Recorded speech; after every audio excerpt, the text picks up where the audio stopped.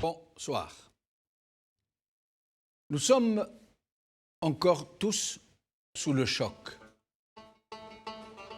Nous sommes passés par tous les états du bouleversement et de la stupeur.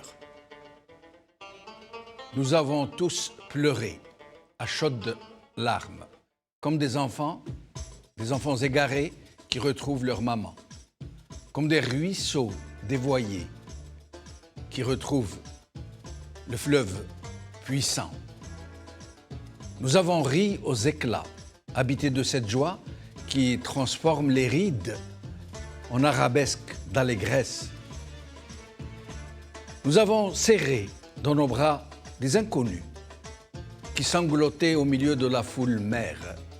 Nous nous sommes retrouvés au milieu des nôtres, portés par eux, écume de marée humaine.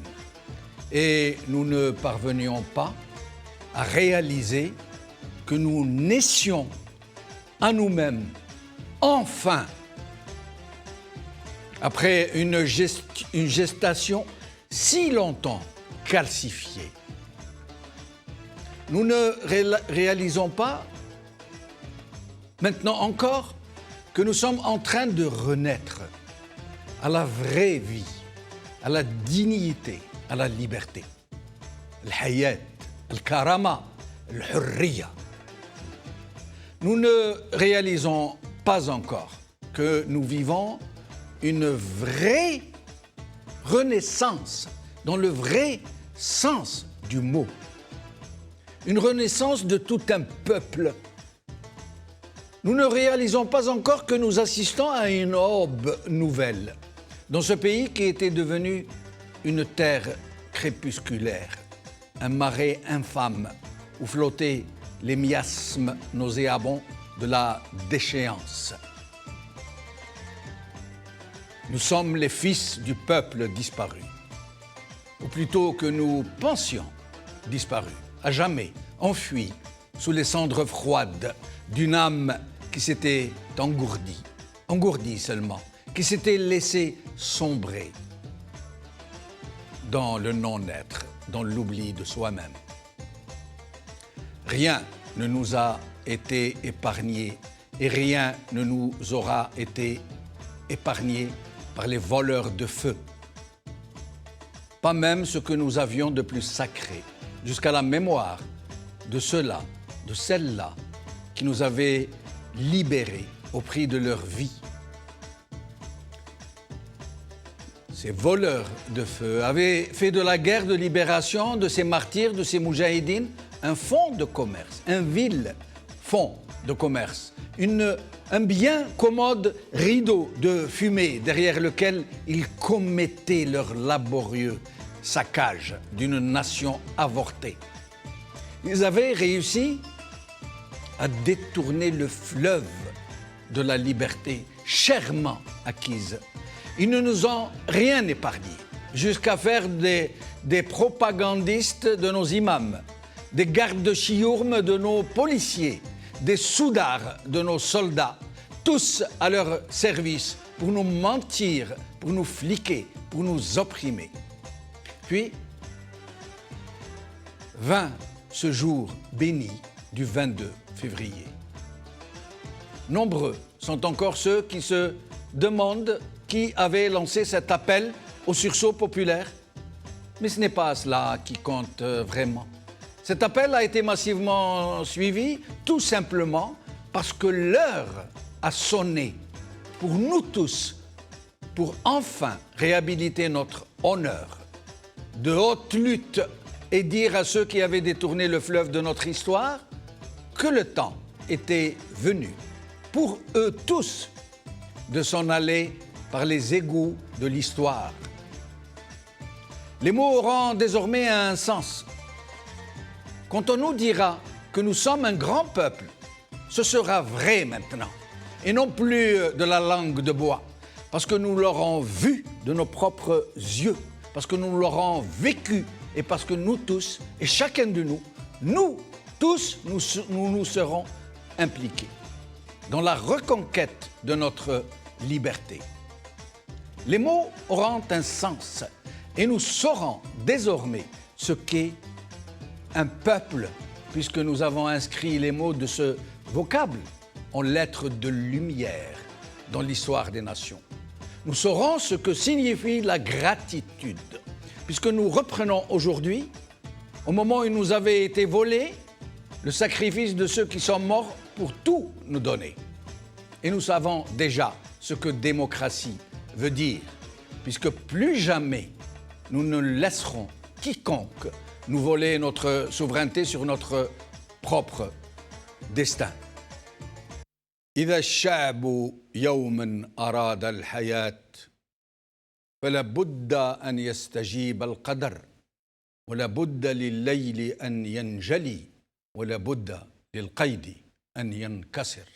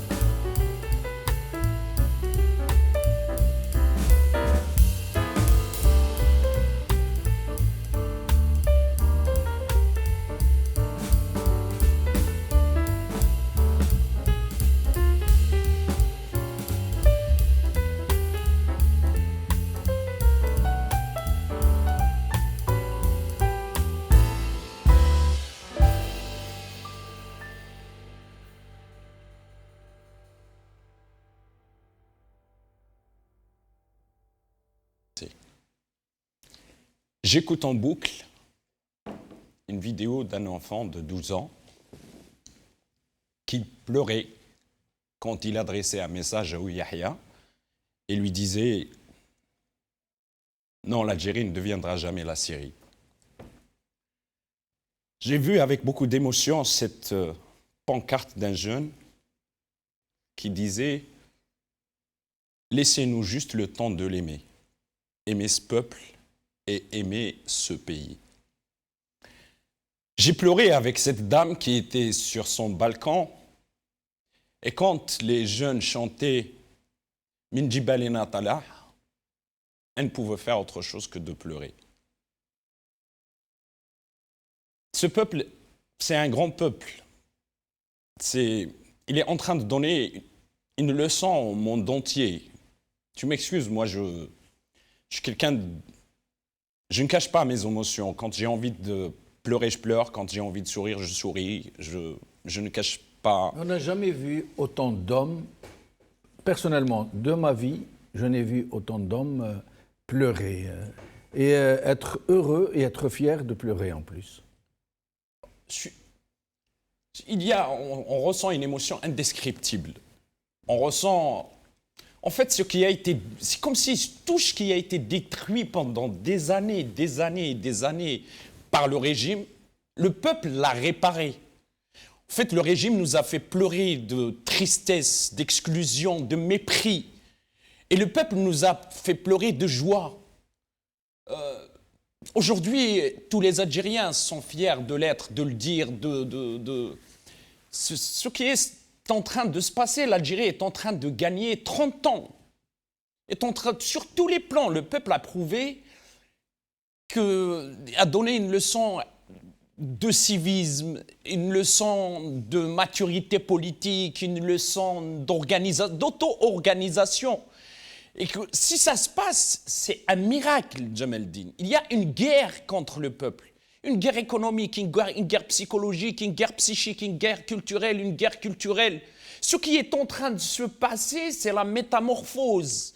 C'est comme un papillon, j'emprunte cette expression à Edgar Morin, un papillon qui naît dans le noir, sous terre, et là, c'est d'abord une lave, ensuite une chenille, et tout ce cheminement, et puis il devient un papillon, et il éclot, et il est là. Ce qui est en train de se passer, c'est une éclosion de plusieurs printemps, de plusieurs fleurs qui vont représenter les printemps et l'aube nouvelle de l'Algérie de demain. Ce qui est en train de se passer a changé complètement les paradigmes, a changé le sens, a changé.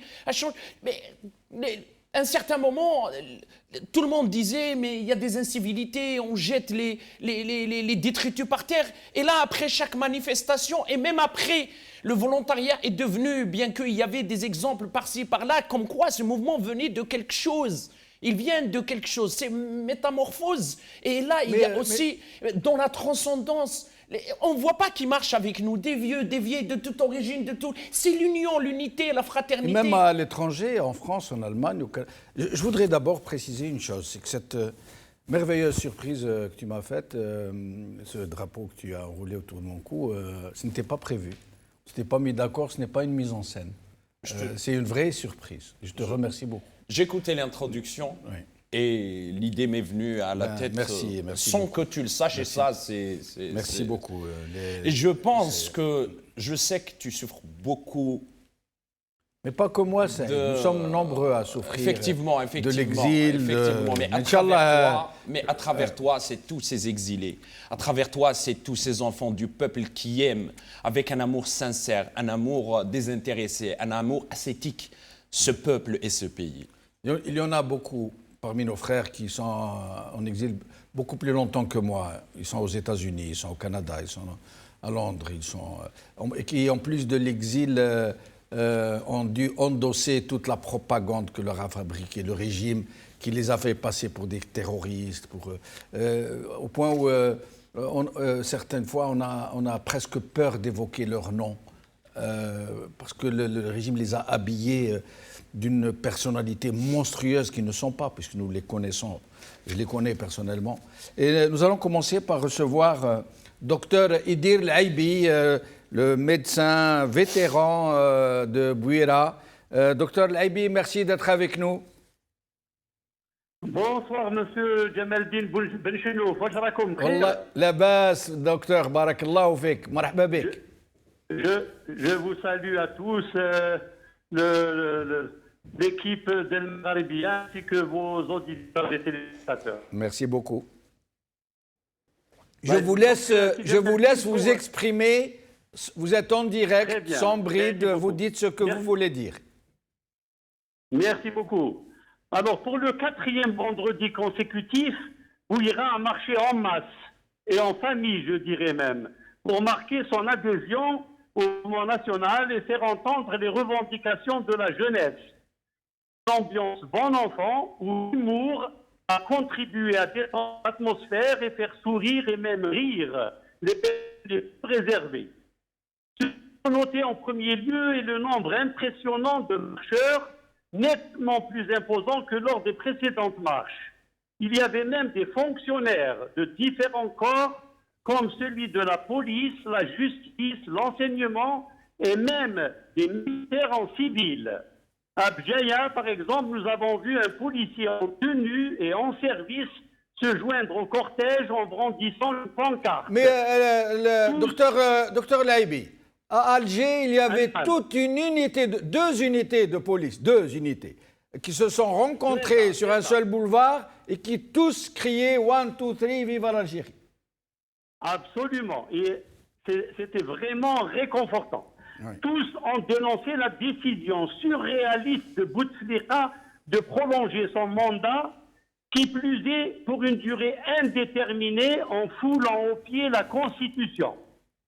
Il est réconfortant de constater que nos jeunes ont une maturité politique extraordinaire et une vision large et profonde de la politique. C'est ainsi que de nombreuses pancartes fustigeaient la France-Afrique et la maçonnerie. C'est le mal de l'Algérie.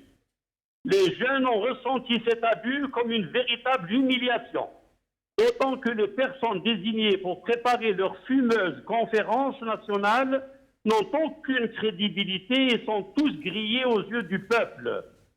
Bedoui a prouvé son incompétence. L'Amamra est l'homme de l'Élysée et des réseaux mafieux maçonniques, tandis que Brahimi est l'homme de l'Occident en général et des Américains en particulier. Il faut savoir que lors des événements d'octobre 88, il transmettait son rapport quotidien à l'ambassade américaine via l'ambassade d'Autriche, qui était moins surveillée. C'est dire. La confiance n'existe plus, c'est Jamaldine, et la population veut avant toute chose mettre fin au système mafieux en place depuis 2 décennies et qui a ruiné le pays. L'Algérie dispose de potentialités énormes à même de lui permettre de relever le défi du développement et de remettre le pays sur les rails. La solution à la crise actuelle est une affaire d'hommes. Il nous faut du sang neuf. Excusez-moi de vous interrompre. À votre avis, c'est très beau ce que nous sommes en train de vivre, mais et je crois que c'est même nécessaire, c'est une sorte de thérapie collective. Il faut que nous nous guérissions de tout ce que nous avons subi, de tout ce que nous avons vécu. Mais est-ce qu'il n'est pas temps maintenant de commencer à réfléchir à la suite des événements? Justement, mais ce qui est quand même regrettable, c'est de voir que quelqu'un comme Saïd Saadi est allé se présenter on m'a dit qu'il s'était présenté devant je ne sais plus qui là, pour participer à cette mascarade. Alors là, c'est vraiment regrettable. Et c'est pour ça que je disais, il nous faut du sang neuf, avec des jeunes respectueux du sacrifice consenti par nos martyrs et jaloux de la souveraineté nationale. Parce que c'est un miracle, un véritable miracle que nous vivons depuis près d'1 mois. Ce miracle réside dans cet éveil quasi spontané, marqué également par un civisme et une solidarité sans faille. En ce sens qu'à la fin de la marche, les rues sont d'une propreté extraordinaire. Merci. En matière de solidarité, par exemple. Oui, poursuivez. L'admiration et le respect. Oui. En raison de la chaleur, une distribution d'eau minérale a été organisé à plusieurs endroits de la ville pour étancher la soif des marcheurs. De la nourriture a été distribuée à Alger. La Merci. population a tenu à affirmer sa détermination à marcher tous les vendredis et à entreprendre, si nécessaire, d'autres actions pacifiques jusqu'à la concrétisation des aspirations de la jeunesse. Merci, docteur Laïbi. Alors, nous allons recevoir à présent le colonel Brahimi qui est avec nous. Alembek, c'est Brahimi. Bonsoir, cher ami Jamaldine. Bonsoir, marhaba. Oui. Alors, je vous laisse vous exprimer. J'aimerais que vous mettiez un peu l'accent sur la suite des événements. Comment est-ce que vous imaginez ce qui va se produire dès demain? À ce sujet, je voudrais d'abord... il y a comme un Jamaldine, un retour là, lorsque je parle. De quoi il s'agit là? Ah, ils sont en train de voir au niveau... Est-ce que vous n'êtes pas près de votre poste de télévision? Non, pas du tout. Je suis dans mon bureau, enfermé tout seul. Ah, ça arrive, je ne sais pas. Je ne peux pas vous essayer de faire avec. Je suis désolé. Oui.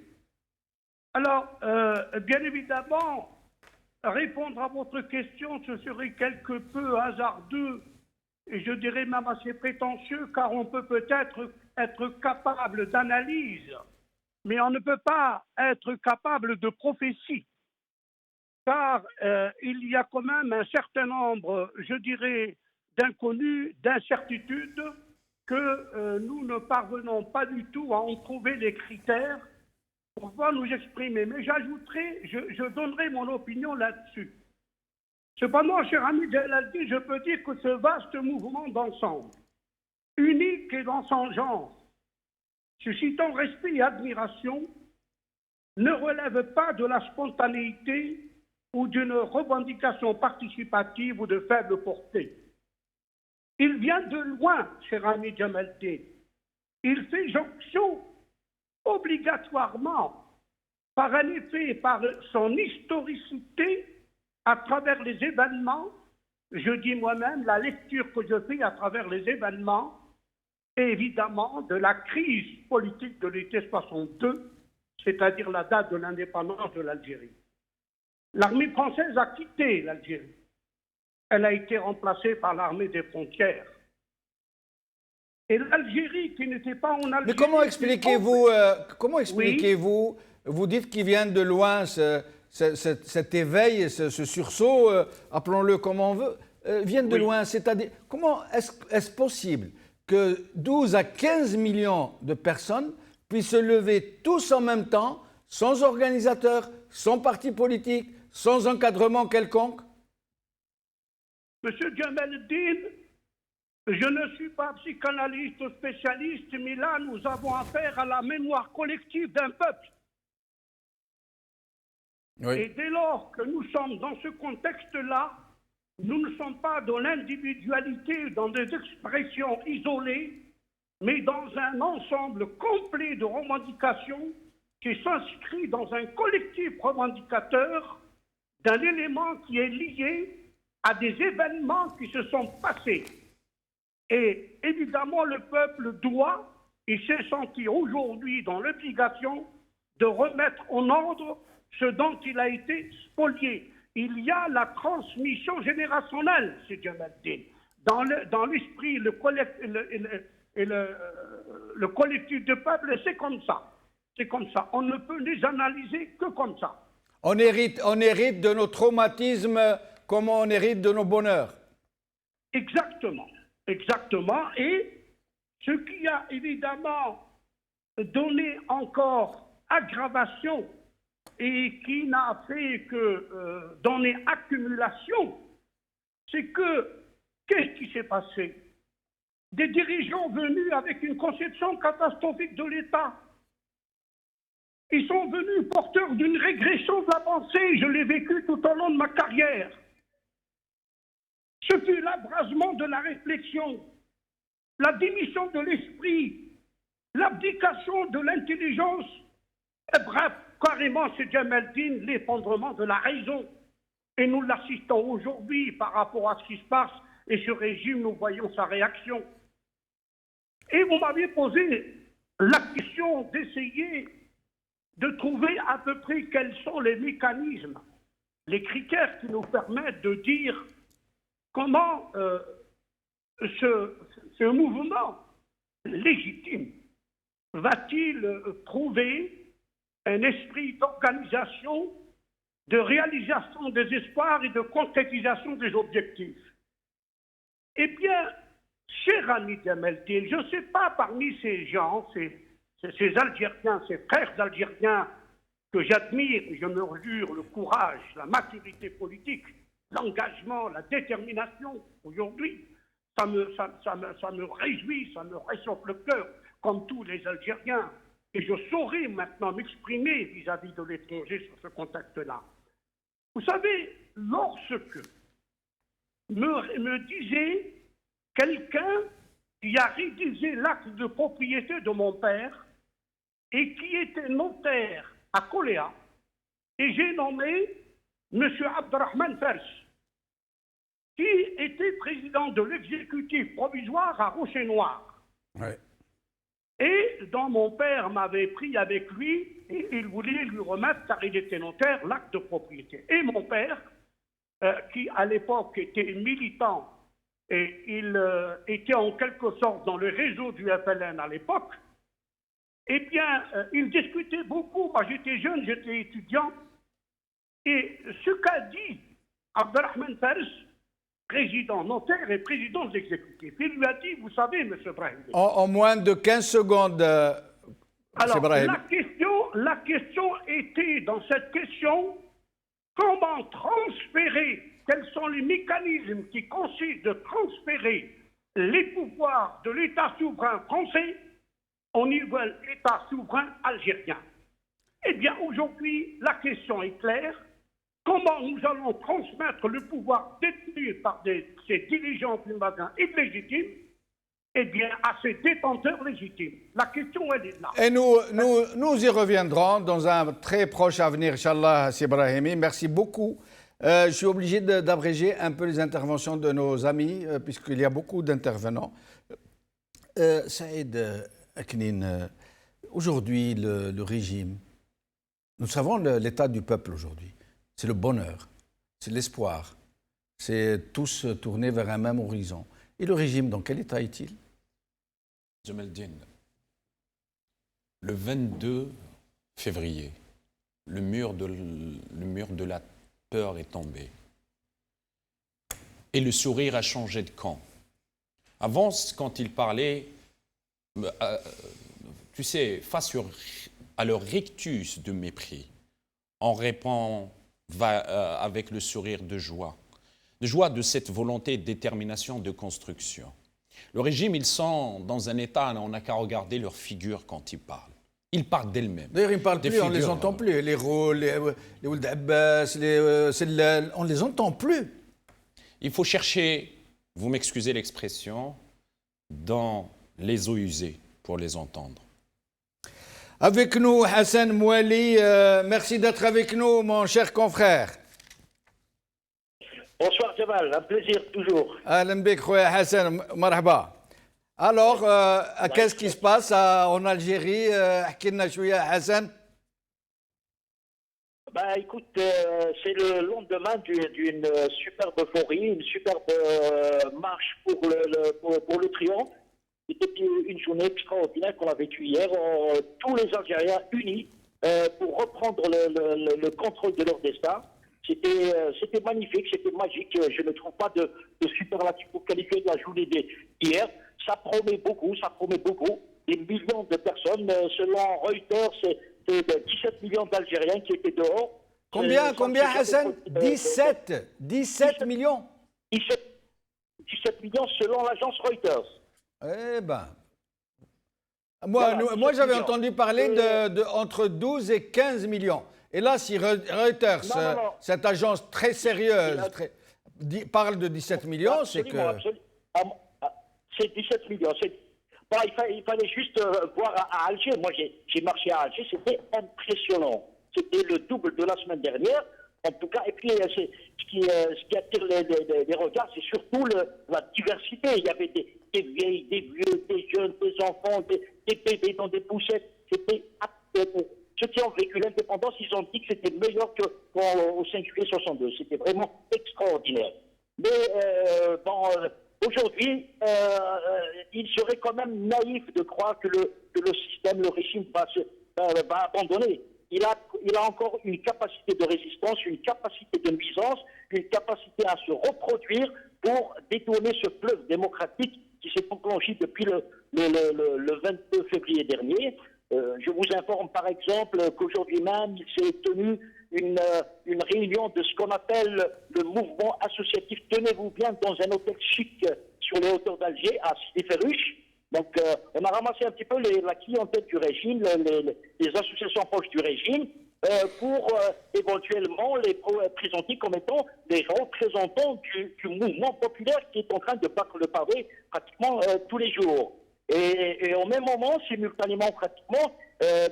Lakhdar Brahimi était alors assis à sa résidence où il reçoit du beau monde, voilà, des universitaires, des étudiants. Mais on parle justement, on parle de Brahimi qui aurait reçu des chefs de parti. Est-ce vrai? Tout ce qu'on sait officiellement, c'est qu'il a reçu à sa table dimanche dernier Saïd Saadi. On a parlé d'ailleurs sur sa page Facebook. Mais Saïd Saadi dit l'avoir rencontré quasiment par hasard. Non, pas par hasard. C'est Lakhdar Brahimi qui a appelé Saïd Saadi. Il a rejoint de nuit, c'est ce qu'il a dit lui-même. Et c'était dimanche dernier, c'est-à-dire le 10 mars. Maintenant, qu'est-ce que Saïd Saadi dit qu'ils avaient parlé de ce qui se passe actuellement, mais à aucun moment, selon Saïd Saadi, Lakhdar Brahimi lui a dit qu'il était l'émissaire de Bouteflika. Bref, le même jour, il y avait aussi Rahabi qui était avec Lakhdar Brahimi, qu'il a reçu. On a parlé de Louise Arnaud, mais le Parti des Travailleurs a démenti par communiqué en disant qu'il n'a jamais, Mme Louise Arnaud n'a jamais été reçue par Lakhdar Brahimi. On parle de l'ancien ministre Bachir Msitfa. Donc voilà, il y a des gens qui sont touchés d'une manière ou d'une autre. Mais Hassan, est-ce que dans une telle ambiance, dans un tel engagement de 17 millions d'Algériens qui sortent en une seule journée, quasiment la moitié de la population, quasiment toute la population adulte, est-ce que dans une telle ambiance, un Brahimi, dont tout le monde connaît les penchants, que je ne citerai pas encore une fois, les penchants à l'affairisme, au business et tout, est-ce que des gens pourraient être tentés de prendre langue avec un tel personnage, sachant tout ce qu'il représente? Écoute, Jamal, il y a toujours des opportunistes, il n'y a pas des militants sincères, il y a des opportunistes, il y a des gens qui peuvent profiter de l'occasion pour se remettre en scène, qui étaient à l'extérieur du régime, ils voudraient se recycler, éventuellement se rendre utiles, parce que maintenant, l'offre du pouvoir est tombée vente. Il n'y a pas de gens qui se bousculent au portillon. Ça fait pratiquement une semaine depuis que le nouveau Premier ministre a été nommé, il ne trouve pas de ministre. Voyez-vous, donc les gens, les militants sincères ne se laisseront jamais attirés par les sirènes du pouvoir. Ils savent pertinemment que ce pouvoir, il n'en aura pas pour longtemps. Le système Bouteflika, il est fini. Mais eux, le système, bien sûr, parce que le système ne se limite pas, ne se réduit pas à la personne du président Bouteflika. Peut-être le 29 avril prochain, Bouteflika va décider de jeter l'éponge, mais le système qu'il incarne tient absolument à peser, ne serait-ce que sur la transition. Et pour peser, il va lui falloir trouver des têtes d'affiches comme ça, des gens plus ou moins connus qui vont relayer sa plaidoirie, essayer de convaincre le maximum de personnes qu'ils ont encore leur place. C'est un petit peu ce qui s'est passé en Tunisie avec les amis de Ben Ali ou alors Moubarak en Égypte. L'enjeu est là. L'enjeu est de maintenir le mouvement populaire loin de ces tractations de l'Horacie et de l'hôtel de Sidi Ferruche. Merci Hassan, au plaisir de te revoir. Avec nous, Sofiane Gilali. Merci d'être avec nous, Sofiane Gilali. Allô? Allô, Sofiane Gilali, merci d'être avec nous. Oui, merci à vous, Sidi Jamaldine. Merci. Alors, j'aimerais vous poser juste une question, puis je vous laisserai vous exprimer comme vous le sentez. Hassan Mouali vient de nous dire que le système Bouteflika est fini. Pourtant, le monsieur est bien en poste, ou ceux qui se cachent derrière lui. Il nous annonce même une conférence nationale, la nomination d'un nouveau gouvernement, la confection d'une nouvelle constitution, et patati et patata. Eh bien, écoutez, la façon dont vous présentez la chose, cela voit que vous ne ressentez absolument pas ça comme sérieux. Et je pense que tous les Algériens partagent votre avis. Cette histoire de conférence nationale, d'une période de transition de plusieurs mois, pas dire plusieurs années, je crois que tout ça est tombé à l'eau. Bien sûr que le système essaye de faire en sorte de retomber sur les pieds, mais je crois qu'il est dans une telle situation difficile, compliquée, complexe, qu'il ne peut que se retirer. Donc, ça sera des d'arrière-garde qu'il peut mener, mais en réalité, la guerre, il a déjà perdu. Soufiane, qu'est-ce que vous pensez du ralliement d'unité entière de la police aux manifestants? Je pense que c'est un signal extrêmement puissant qui est envoyé au pouvoir et qu'au final, ce pouvoir ne peut plus compter même pas sur ceux qui étaient censés le garder. Donc la police, on a vu des officiers même des douanes, probablement aussi d'autres militaires. Je pense que globalement, le système sécuritaire sur lequel s'appuyait Bouteflika s'est retourné, ou du moins n'est plus en phase avec lui. Et vous pensez que ce régime pourrait accepter de partir comme ça, la queue entre les pattes, sans faire de problème, juste parce que nous le lui demandons? Écoutez, il y avait une belle pancarte qui disait « Le peuple ne s'oppose pas, le peuple s'impose ». On attendait depuis des années que le peuple ait cette réaction, qu'il y ait un élan, que cela bouge. Nous avons travaillé inlassablement pour cela, chacun de son côté. Vous, à partir de votre tribune, nous, à partir du terrain, avec les femmes et les hommes ici. Et au final, lorsque la rue a bougé, on ne peut qu'applaudir. Et en plus, il nous offre un spectacle absolument extraordinaire. On ne peut être qu'admiratif devant ce niveau de conscience, cette façon d'agir dans la paix, avec beaucoup de joie dans la rue. Et je peux vous assurer que, par exemple, les correspondants des médias étrangers, et j'en ai vu beaucoup ces derniers temps, ils sont absolument étonnés, agréablement surpris. Ils découvrent les Algériens. D'ailleurs, comme beaucoup d'Algériens eux-mêmes découvrent l'Algérie ou découvrent la société algérienne, je reprends il y a 24 heures, Yasmina Khadra qui disait sur un des plateaux de télévision qu'il vient de découvrir le peuple algérien. En fait, ça signifie que chacun de nous avait dans sa tête cette ancienne image de l'Algérie des années 90, où les Algériens étaient encore engoncés dans des valeurs de violence, d'exclusion, de sectarisme, d'irrationalité. Et puis d'un seul coup, chaque Algérien aujourd'hui s'aperçoit que le reste de ses compatriotes sont un peu comme lui, c'est-à-dire modernes dans la tête, ouverts. L'Algérie a aujourd'hui renouvelé son image. Les Algériens ont rééquilibré leur identité. Ils se sont désidéologisés. Ils se sont petit à petit acceptés en tant qu'individus acteurs et non pas comme de simples rouages. Mais comment s'est produit le déclic? C'est tout de même hallucinant qu'une société qui était totalement, mais alors totalement anesthésiée, qui se déglinguait au vrai sens du terme, et qui d'un coup se retrouve une nation unie, enthousiaste, tournée vers les mêmes horizons. Comment expliquez-vous ce déclic? Eh bien, écoutez, j'ai eu l'honneur d'être reçu par vous-même pour expliquer mon livre, Le choc de la modernité, crise des valeurs et des croyances. Oui. Et je pense avoir absolument décrit à l'avance ce qui s'est passé. C'était peut-être pour beaucoup une forme d'intellectualisme ou de théorie, mais voilà que la théorie a été, confirmé par la pratique. C'est exactement ce que j'essayais de décrire. Je ne sais pas si j'ai réussi à faire passer le message, mais c'est cette société qui avait fondamentalement changé dans ses curseurs les plus profonds, dans ses valeurs anthropologiques.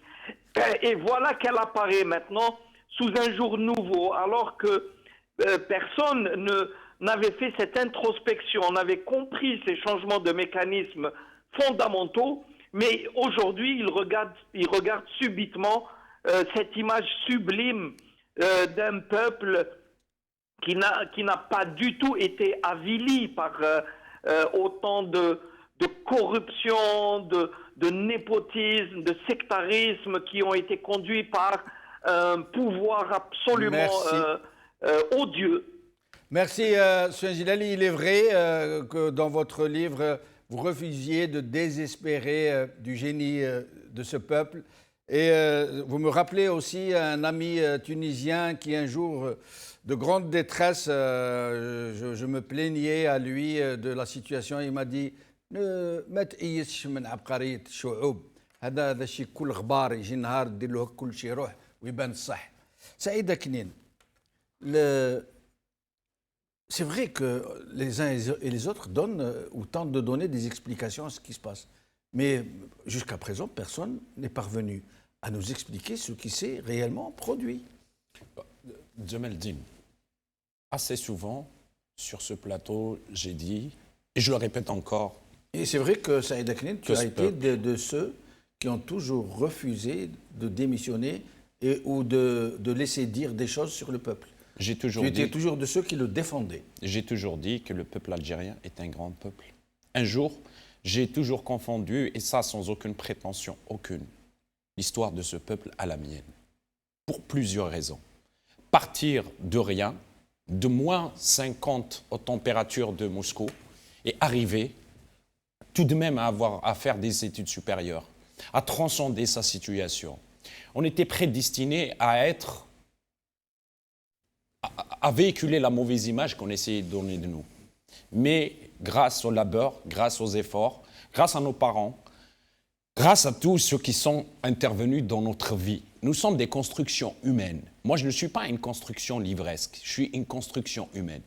Où tous ceux que j'ai rencontrés, tous ceux que j'ai croisés, ceux qui m'ont souri, ceux qui m'ont fait des critiques, ceux qui m'ont soutenu, ceux qui m'ont aidé, ceux qui ont participé à ma construction. Et je pense que l'histoire de ce peuple, elle est aussi là. J'explique juste un certain nombre d'éléments pourquoi j'y croyais. Parce qu'on voyait des pépinières par-ci par-là, il y avait des oasis. Il y avait, par exemple, ces femmes qui ont construit un dispensaire par elles-mêmes. Il y avait ces jeunes qui ont refait la peinture à Constantine pour des escaliers. Il y avait un atelier de théâtre à Oran. On voyait par-ci par-là monter comme ça des fleurs, des foyers de résistance. Et j'ai l'habitude de dire aussi que le silence est une forme de résistance. Et je me suis dit que le peuple algérien, il est dans une situation de résilience. Et la résilience en botanique, c'est quand une fleur, elle souffre quand une plante, elle souffre qu'elle donne une fleur. Le peuple algérien, il a tant souffert. Il a résisté. Et puis par la suite, il a donné une belle fleur. Et cette fleur-là, maintenant, elle est devenue un exemple au monde entier. Merci, Saïd. Alors, Amira Bouraoui est avec nous. Marhaba bik, Amira. Bonsoir. Bonsoir, Amira. Merci pour l'invitation. Bonsoir. Merci. Alors, Amira, j'essaie de vous suivre sur les pages Facebook. Vous êtes très heureuse, vous êtes enthousiaste. Vous explosez de joie, littéralement. Que du bonheur, que du bonheur. On a tellement attendu ce moment. J'espérais pas le vivre de mon vivant. Je me disais, un jour, ça sera peut-être nos enfants ou nos petits-enfants qui vont le vivre ce moment. Parce qu'un militant, souvent vous m'avez posé la question sur ce même plateau, est-ce que vous êtes optimiste? Et je vous ai toujours répondu, on ne peut pas être un militant si on n'est pas optimiste. Parce que I have dream, et puis on rêve, et le rêve d'aujourd'hui est censé être la réalité de demain. Mais je m'attendais vraiment pas à ce que demain soit aussi proche. Je suis très heureuse. Et comment voyez-vous la suite des événements? Est-ce que vous avez une idée de ce qui se passera ou de ce qui peut se passer? Vous savez, en termes d'individus, on peut avoir un individu très intelligent, un autre un peu moins, etc. Mais quand un peuple s'unit, la pensée, la volonté ne peut être qu'intelligente. Ce peuple-là a été clair, il veut la rupture pour laquelle beaucoup ont milité avant nous, beaucoup ont donné leur vie pour ça. Nous sommes un peu des militants choyés quelque part, ceux de la génération 2.0, des réseaux sociaux. C'est vrai qu'on ne peut plus nous liquider avec des balles dans la tête, mais plutôt avec des médias parfois sauvages pour nous discréditer, etc. Mais aujourd'hui, on le voit bien, c'est un peuple qui réclame la rupture avec un système qui a énormément fait souffrir ce peuple et on ne peut que l'écouter. C'est-à-dire que ce régime-là qui est en train de tenter de trouver des plans B, C, D et tout l'alphabet à chaque fois à reculer, il est réellement dos au mur et le peuple lui dit « Tnahawga ». Tnahawga est devenu un slogan. Ce jeune qui à un moment a dit on ne veut pas de moitié, de un quart de liberté ou de Tnahawga, c'est-à-dire كل رموز النظام عليها الرحيل اليوم. Et la seule négociation, je pense, que peut accorder ce peuple, c'est d'éviter la prison à ces gens-là qui ont fait énormément de mal. Et c'est là où j'ai fait un appel aux magistrats algériens qui se sont rangés du côté du peuple et qui portent aussi la voix du peuple avec eux.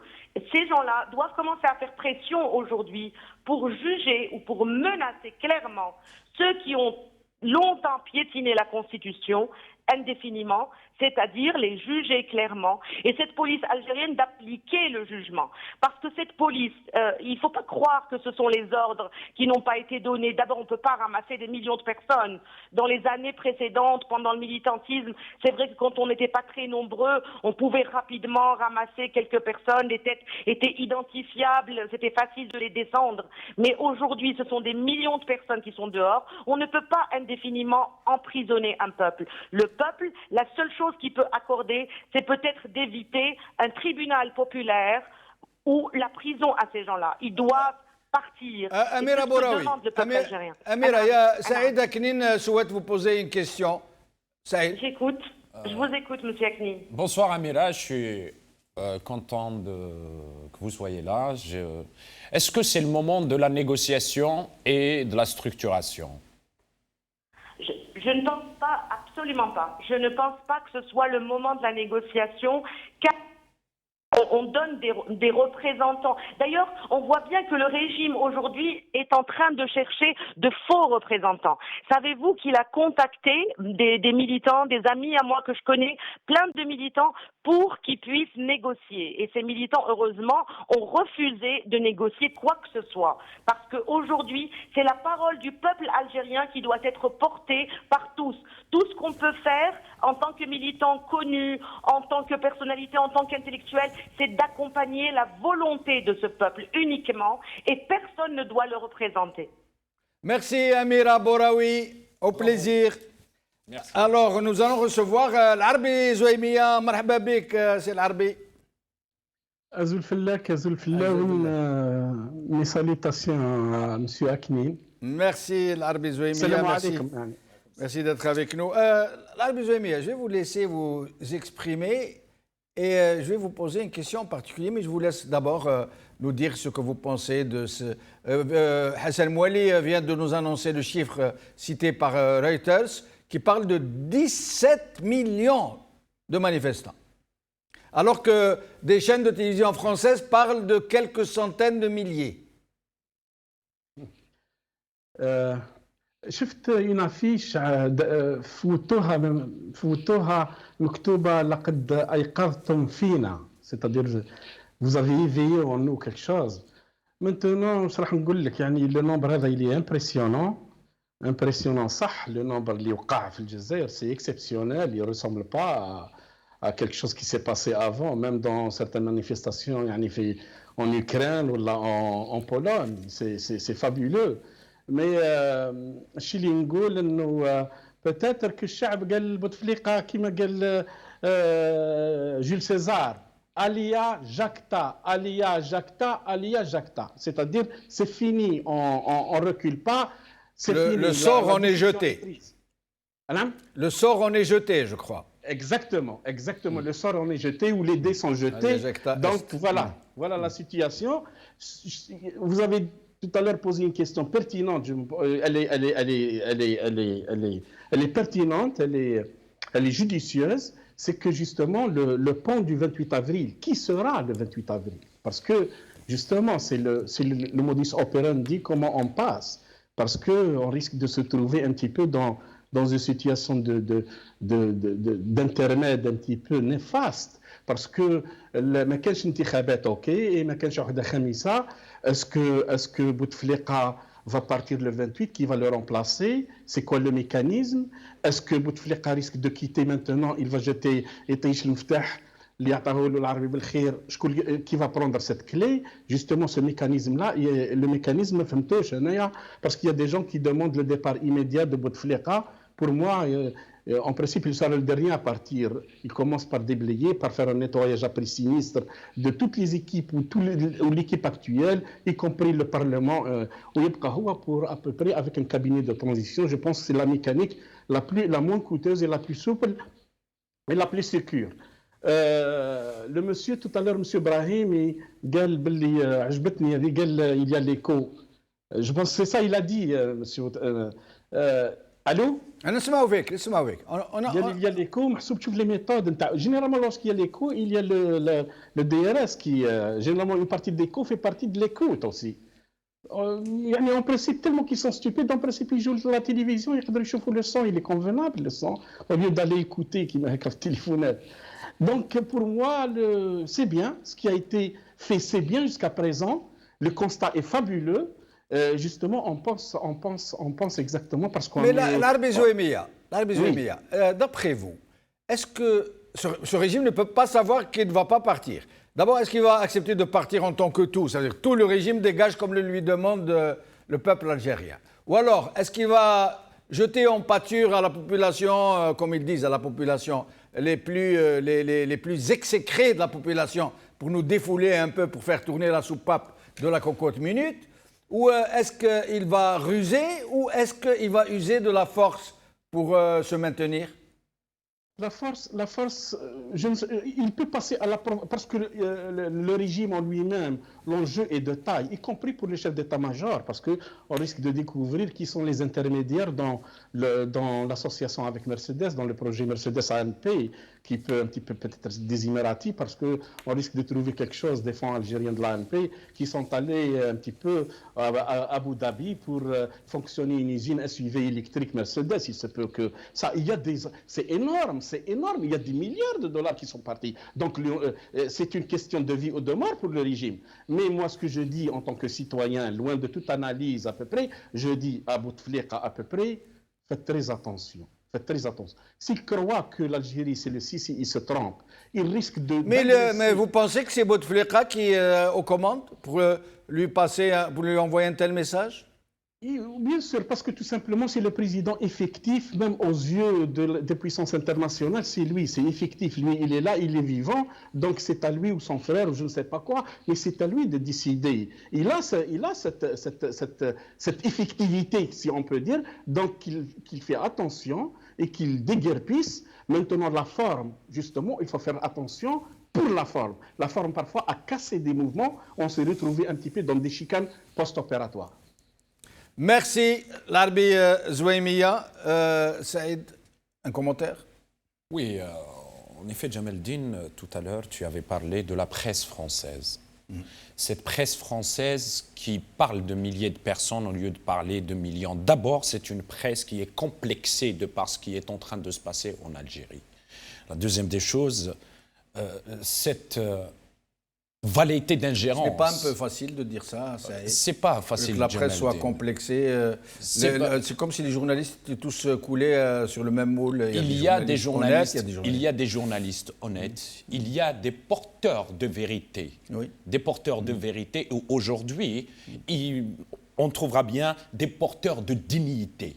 Parce que c'est de la dignité qu'il s'agit. Mais quand on entend un président d'un autre pays, à savoir le président de la France, Macron, qui s'adresse à ses éléments à lui. Il ne s'adresse pas au peuple algérien. Si Macron il a du tutorat sur le régime algérien, il n'aura jamais de tutorat sur le peuple algérien. Si Macron il a ces éléments en Algérie, il ne pourra jamais avoir le peuple algérien. Nous disons à Macron, occupez-vous de la politique intérieure et laissez le peuple algérien reconquérir sa souveraineté dans la dignité et l'honneur. Et rien ne pourra l'arrêter. L'Algérie n'est pas la France. L'Algérie n'est pas la Russie. L'Algérie n'est pas les États-Unis. L'Algérie n'est pas l'Arabie Saoudite. l'Algérie n'est pas l'Égypte. L'Algérie n'est pas le Qatar. L'Algérie n'est pas les Émirats. L'Algérie, elle est algérienne. Elle a donné une leçon 62-54. Elle est aujourd'hui en train de donner une leçon au monde. Laissons le peuple algérien tranquille. Merci. بدردين قرفة est avec nous. سي بدردين السلام عليكم مرحبا بك. السلام اهلا وسهلا. اهلا وسهلا سي بدردين مرحبا. يبارك فيك الله يبارك فيك في هذه الايام تاع العيد لا ريزيستانس. Mais Badreddin Guerfa, moi je suis très content comme je vous aime beaucoup, j'aime bien votre barbe blanche et votre sourire et votre si beau français, votre langue française. Donc je suis content que vous soyez content. On est tous contents, alhamdoulilah, on est content que le peuple algérien soit content. تفضل سي بدردين تفضل. Vous avez une question? Il n'y a pas de question, c'est Badardin. Je vous laisse d'abord vous exprimer sur la situation. Qu'est-ce que vous ressentez?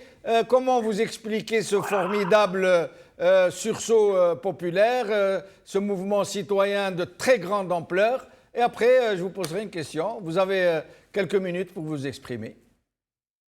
D'abord, je suis très, très, très heureux.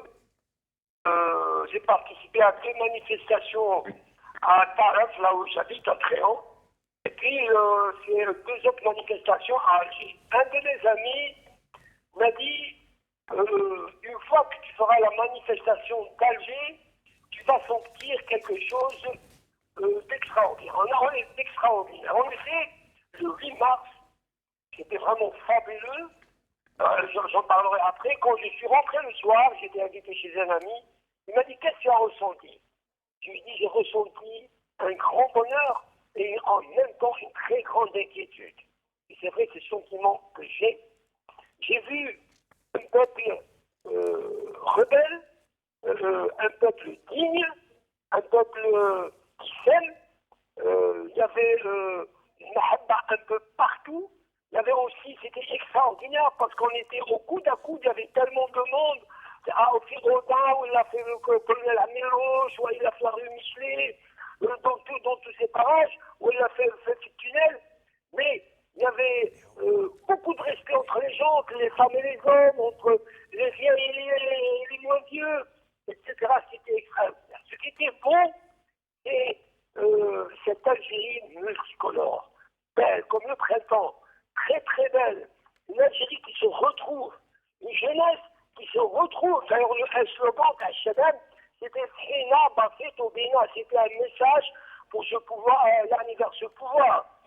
Hina, c'est comme quelqu'un qui est abasourdi ou sous effet de drogue, qui se réveille, déterminé à arracher l'autodétermination. C'était vraiment extraordinaire. La manifestation du Caisse, c'était encore plus fabuleux. J'ai vu des scènes extraordinaires, par exemple, une jeep avec une femme avec le hayek et le couffin des moutirinettes pendant la Révolution. C'était vraiment Puis il y avait à ces coquins, Brahimi ou la sœur Mama, il y avait les gens se parlaient. Souvenez-vous, si Jamaldine, j'étais invité chez vous plusieurs fois, j'ai toujours dit que les Algériens doivent se parler avant tout. Justement, Badreddin Guerfa, justement, je voulais vous poser une question dans ce genre-là. Est-ce que vous pensez que le moment est venu pour les Algériens de se parler, de s'écouter, de ne plus sombrer dans la haine les uns pour les autres, dans la peur les uns des autres. Est-ce que vous pensez aujourd'hui, pour dire les choses de façon simple et compréhensible, est-ce que vous pensez aujourd'hui que les islamistes et les laïcs pourraient prendre langue, se parler, se rassurer, tracer des cadres, des limites, trouver un consensus pour pouvoir activer sur le même espace public sans pour autant se jeter des baïonnettes à la tête?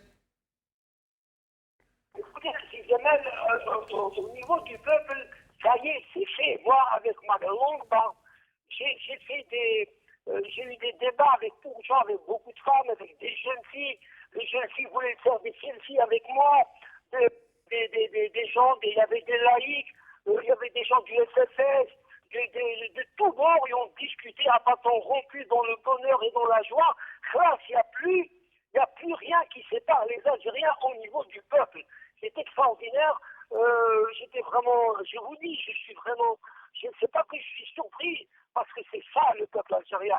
Et aussi, j'ai senti la détermination de ces jeunes et de ces vieux qui veulent la rupture avec ce système pourri, mais j'ai senti aussi en contrepartie une force extraordinaire. Les gens ont des valeurs. Quand on voit les photos de Ben Mehdi, ou là de Hassan Hamdan, ou là de Ben Badis, ou là de Habib Tissi, etc., on sent quand les gens, les Algériens ont Merci. Ils ne veulent pas faire de rupture avec le parti maintenant de Jamel Bin. Maintenant, est-ce que Merci, excusez-moi de vous interrompre. Badr Dengerfa. Nous sommes en train d'essayer de joindre notre ami Senoussi Ibrahim. À chaque fois, j'espère qu'il va trouver moyen de nous communiquer un numéro fixe. Comme ça, nous pourrions le joindre plus facilement. Yassine Mahibahi est avec nous. Merci Yassine Mahibahi, médecin psychiatre. Ahlan bik. Ahlan bik, مساء الخير جمال الدين. مساء الخير à Saïd Aknin et à tous les téléspectateurs. Merci. Yassine Mahibahi, d'abord, grand bonjour à vos parents, votre maman et votre papa. Vous êtes en Algérie, donc alors qu'est-ce que... Non, je suis rentré en France. Ah, vous êtes rentré. Et quand vous étiez en Algérie, j'ai lu un peu, je vous ai suivi sur votre Facebook, vous étiez très heureux, vous étiez transporté d'allégresse, j'allais dire. Ah ben, écoutez, moi j'ai eu la chance d'assister à la manifestation du vendredi 1er mars. J'ai pleuré. J'ai pleuré pour la première fois de joie. J'étais très ému. Au milieu de cette foule, au milieu de cette Algérie qui était très belle. Tous les jeunes étaient là, les vieux, les femmes, les enfants. Et c'est à partir de là où je pense que nous nous sommes dit, nous sommes en train de vivre une nouvelle Algérie. Et cette nouvelle Algérie, effectivement, est en train d'émerger avec sa jeunesse, avec ses potentialités, avec tous ceux qui ont inspiré et qui inspirent à une nouvelle ère, une ère de démocratie, de liberté, de construction du pays. Franchement, c'était quelque chose d'extraordinaire. Et ensuite, je suis rentré, ensuite je suis reparti, et j'ai même rencontré M. Lakhdar Ali Ibrahimi à l'aéroport de Paris-Orly. En même temps... Ah, vous l'avez rencontré? Oui, j'ai rencontré. On a pris le même avion le samedi 9 mars à 16h. Et vous lui avez parlé? Je lui ai dit un petit bonjour comme ça, mais j'étais très, si vous voulez, j'étais un peu... Je voyais un vieil homme courbé avec sa canne, son béret. J'étais loin de penser qu'il est rentré pour rencontrer des personnalités. Pour moi, cet homme... qui a 84 ans, il était super fatigué. On a échangé. Et vous l'avez entendu, vous, le psychiatre, parler de Bouteflika qui a recouvré 100% de ses facultés mentales et cognitives? Non, écoutez, mais je pense que M. Lakhdar Ibrahimi vit dans un autre monde. Je pense qu'il a été... ils l'ont appelé pour essayer de donner de la crédibilité à... Et comment lui, il il accepte de se décrédibiliser ainsi, de se vautrer dans la boue pour avancer de telles choses? Il a fait une énorme erreur, M. Lakhdar Ibrahimi, en se mettant dans cette situation. Je pense qu'il aurait mieux fait de vivre sa retraite paisible au lieu de rentrer dans cette dynamique. Mais ce n'est pas la première fois, Yassine Mahibé. À chaque fois, il vient nous dire qu'il a parlé avec son akhi pendant des heures, et que Bouteflika se porte très bien et que nos yeux nous mentent et que ce n'est pas vrai qu'il est malade. Il nous l'a dit plusieurs fois. Sauf que cette fois-ci, il était complètement déconnecté. Il n'était pas conscient qu'au moment où on l'a appelé à Alger, l'Algérie était en train de changer, je crois. Et même d'ailleurs, j'ai appris que sa fille, sa fille qui est à Paris, l'a appelé, je pense, on m'avait informé que sa fille a demandé à son père de rentrer immédiatement en France et de quitter Alger.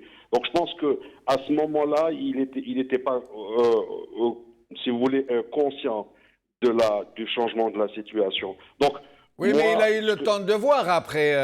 Il lit les journaux, il regarde la télé, il regarde le Magharibi. Il a rencontré des personnalités, vous savez, le dimanche soir, d'ailleurs même sur la page officielle de Saïd Saadi, il a confirmé, il a rencontré Saïd Saadi, il a rencontré Abdelaziz Rahabi, il a rencontré des personnalités. Donc je pense que toute cette démarche, elle n'a pas eu de crédibilité envers le peuple algérien. Bref, pour vous dire une chose qui est très importante, aujourd'hui, les Algériens veulent une nouvelle génération. Le mur de la peur a été brisé. Maintenant, il faut que ce pays soit géré par des jeunes, par des jeunes démocrates, par des jeunes compétents, par des jeunes qui sont capables de gérer ce pays. On n'en a plus besoin de ce système. Ce système doit partir. Ce régime doit partir. Voilà. Et je pense que les jeunes, les hommes, l'Algérie a enfanté des hommes comme Karim Tabou, je pense à Karim Tabou, je pense à Mustafa Bouchachi, je pense à Saïd Aknin, je pense à tous ces jeunes qui ont un passé militant, qui aiment leur pays. Merci Yassine Mahibé, mais l'Algérie a enfanté des hommes et des femmes. N'oubliez pas les femmes, Yassine Mahibé. Bien sûr. Bravo Yassine Mahibé, à la prochaine. M'ana Brahim Snoussi. Brahim Snoussi, depuis son profond mascara, depuis les plaines de Gris. Marhaba bik, si Brahim. يسلمك سي جمال يعطيك الصحة. يسلمك. الماسكارا تاتون. avec plaisir. Avec plaisir. Voilà. ونروحوا ناكلوا شوا في فركان. نروحوا ناكلوا شوا في فركان. Un salut, avec plaisir, avec plaisir. Merci beaucoup, Sibrahim. Alors, Sibrahim, qu'est-ce qui s'est passé dans l'ouest du pays ce vendredi? Quel est votre sentiment de ce qui se passe dans ce pays? On a le sentiment qu'il y a quelque chose qui est en train de gonfler. Il y a des gens qui disent le pouvoir joue le pourrissement. Je pense qu'il joue son pourrissement. Parce que, loin du fait que les marches se pourrissent ou se fatiguent, elles s'amplifient à chaque vendredi. Et donc, le système est condamné. Je voulais dire un mot, si tu le permets. Bien sûr. Sur 1988 et ces jeunes qui se sont révoltés à ce moment-là. Et l'issue de cette révolte n'a pas été la même que celle qu'on connaît aujourd'hui. En 1988, c'était le désespoir absolu. C'était le nihilisme, c'était la violence. Et il y a eu au moins 500 jeunes qui ont été tués par les soldats de l'ANP, malheureusement. Et la différence entre cette période-là qui a accouché de la violence et qui a connu la même violence qui a débouché sur la décennie noire, c'est qu'à ce moment-là, les gens ne croyaient plus en rien du tout. Il y a un geste qui a été très frappant, c'est à Alger, quand on a accroché à la place du drapeau algérien, on l'a remplacé par un sac de semoule. Et ça ne donnait pas une très belle image de l'Algérie. Oui, c'est vrai, en effet. Et puis, juste pour illustrer ça, pour montrer l'ampleur de ce qui se passe aujourd'hui par rapport à ce qui se passait à ce moment-là, en 1988 et après, je me suis retrouvé invité chez des gens qui nous ont accueillis avec beaucoup de joie. Toujours c'était la période de la décennie noire. Donc, on s'est retrouvés avec une maïda, mshahara, barik Allah, الفاكهة, الخضراء, الماكلة, الطعام, كل شيء كاين. Et puis, il y avait, pendant qu'on déjeunait tranquillement, il y avait une dame qui s'activait dans la cuisine, c'était une femme de ménage. Donc, elle faisait ce que font les femmes de ménage, elle nettoie, elle fait, etc. Voilà. Et puis, quand on a eu fini de manger, elle avait mangé de son côté avec la jeune fille de la maison, et la jeune fille de la maison lui a proposé de rejoindre le groupe et de venir avec nous. Elle a accepté, elle est venue, et elle se retrouvait assise à côté de moi. Et je lui ai demandé, je voulais lui poser des questions, quelques-unes étaient peut-être indiscrètes, mais je voulais vraiment savoir comment elle vivait. Et elle m'a raconté un peu son histoire, elle m'a dit qu'elle a un jeune enfant qui lui pose des petits problèmes. Voilà. Je lui ai demandé si c'est de travailler que dans cette maison, là où on était. Elle m'a dit non. قالت لي عندي 4 خيام 4 خيام. قلت لها 4 خيام بزاف تاع كبير. قالت لي بكيف عليا. علاش بكيف؟ قالت لي راني لاين من ولدي. راكي باغي تزوجيه؟ وين راه الزواج؟ راني باغي لاين باه يحرق. باش يدي دراهم باه يحرق. راني لاين باه نذبح فيه للموت. Voilà ce que disait une femme de ménage à cette époque-là en Algérie, et cette parole est représentative de ce que disait un peu tout le monde. Et puis, je voudrais remercier la Isaba et ses membres, parce que c'est eux qui ont donné un coup d'accélérateur à cette nuit. Ils nous ont donné le bâton pour les battre, quoi. Exactement. C'est المعنى نقول لك كون خدع وكون نيت. وحنا كنا حاسبينهم سبوعه وكانوا خايفين منهم باسكو نقولوا هادو سبوعه نخافوا منهم. Et quand on voit Smel se déhancher sur un rythme ridicule, quand on voit le ridicule d'un faux médecin boucher, quand on voit le ridicule d'un Smel et compagnie, leur réalité est apparue au grand jour. Comment sont-ils arrivés à nous mépriser autant et comment nous avons accepté de se faire marcher dessus tant d'années sans broncher, sans leur faire ce que nous faisons aujourd'hui D'après vous, qu'est-ce qui s'est passé très vite, Brahim Senoussi? C'est une vraie question. C'est une vraie question. Je pense qu'il y a plusieurs choses. D'abord, il y a le fait qu'à l'indépendance, juste au lendemain de l'indépendance, la première chose que nos leaders de Mbella, Oumedienne et compagnie ont dit au peuple, c'est « aidez-vous ». D'accord? Donc on venait de libérer ce peuple et on lui intimait dans la foulée de se taire. Et donc c'est devenu une espèce d'habitude dans la population qui était fatiguée, recrue par le passé colonial, par la guerre de libération. Le peuple est resté en retrait. Voilà. Il s'est mis en retrait à ce moment-là, et puis ça a duré malheureusement beaucoup trop longtemps. Il y a eu la décennie noire, qui a laissé une empreinte extraordinaire. On n'a pas fini d'ailleurs d'en sortir de cette terrible épreuve.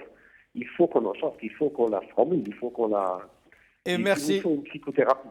Merci, merci Ibrahim Senoussi, pardonne-moi de te couper comme ça. Notre ami Boukhalfa Ben Mamar. Boukhalfa, merci d'être avec nous. Bonsoir Boukhalfa, tu seras le dernier à intervenir, puis une minute à Saïd pour le dernier mot. Tfadal Boukhalfa. D'accord. Bonsoir Jamel, bonsoir à tous vos invités et bonsoir à tous nos auditeurs. Merci. Écoutez, je ne peux que rebondir et dire que le système s'est construit sur un mensonge éhonté, à commencer par celui de la nation, d'une part, et nous en payons aujourd'hui les conséquences. Fonder une nation sur un mensonge ou des mensonges aussi éhontés que ceux hérités depuis 62 n'aurait conduit qu'à une situation comme celle que nous vivons. Ce que nous pouvons saluer aujourd'hui, c'est que des luttes entamées depuis le jour même où il y a eu confiscation des volontés populaires et de la souveraineté populaire, ces luttes commencent aujourd'hui, pas commencent aujourd'hui, mais la remise en cause, elle a commencé il y a longtemps. On en a parlé même dans des émissions avec vous, de ces lames de fond profondes que le système n'a pas voulu voir, ou n'a pas voulu tenir compte, et que d'autres ont tenté de discréditer d'une façon ou d'une autre en disant bon bah écoutez c'est des départs de feu sans suite. Aujourd'hui la maturité de nos populations est telle qu'elle ne peut qu'aboutir inévitablement et inexorablement.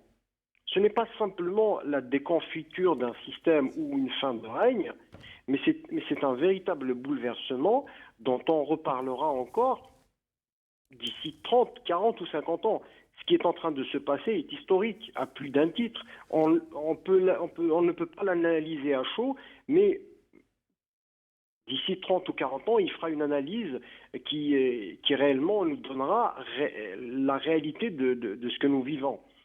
Nous ne pouvons, nous, en tant que militants, qu'accompagner ce mouvement, d'une part, et d'autre part, nous assurer de manière vigilante que ce mouvement puisse aboutir à quelque chose qui est réellement l'émanation des volontés populaires et non pas de quelques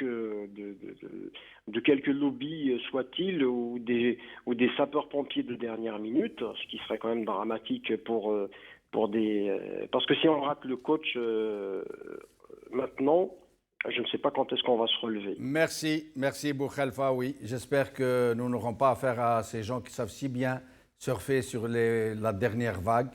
Et j'espère que cette jeunesse, cette merveilleuse jeunesse saura générer d'elle-même les gens qui la conduiront demain. J'aimerais demander à Aziz de nous pardonner. Nous avons essayé depuis tout à l'heure de la joindre. Aziz, mère de disparus. Nous voulions qu'elle intervienne pour rappeler à la mémoire collective à tous nos concitoyens, à tous nos compatriotes qui sont aujourd'hui dans la rue, qu'il ne faut pas oublier les familles de disparus qui sont restées bien seules tellement d'années, des décennies aujourd'hui, et qui aujourd'hui doivent, elles aussi, ces familles, jouir de la solidarité nationale pour demander des comptes à ceux qui ont enlevé ces gens, ces garçons, ces maris, ces enfants des bras de leurs parents, de leurs maris, de leurs épouses. J'aimerais aussi, avant de vous quitter, vous montrer et donner le dernier mot à Saïd Aklim, vous montrer ces images de ce civisme des manifestants qui ont nettoyé les rues, toutes les rues où ils ont manifesté.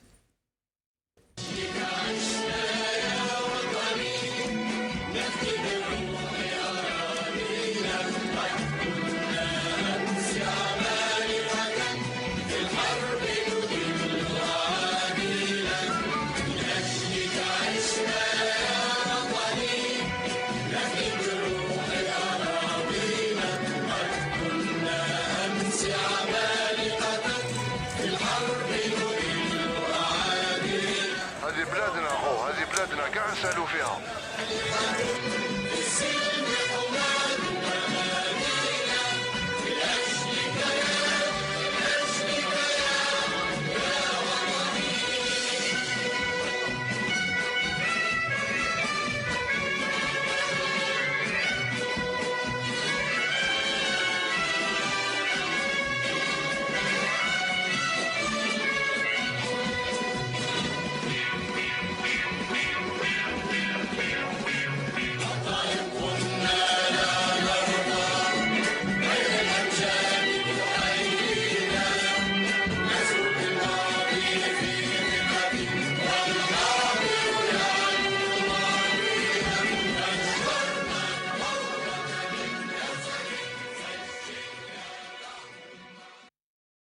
Saïd, le mot de la fin.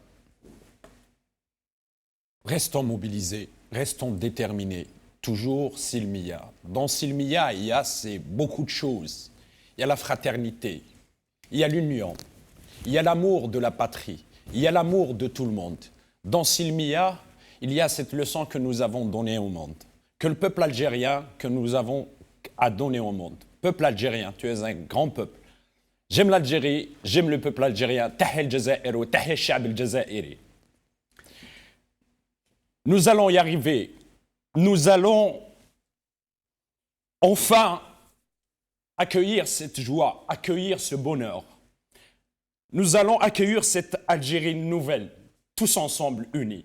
Ne nous divisons pas, aimons-nous, battons-nous les uns aux côtés des autres. Rien que pour l'Algérie, rien que pour le peuple algérien. Merci Saïd pour cette belle émotion. Merci beaucoup.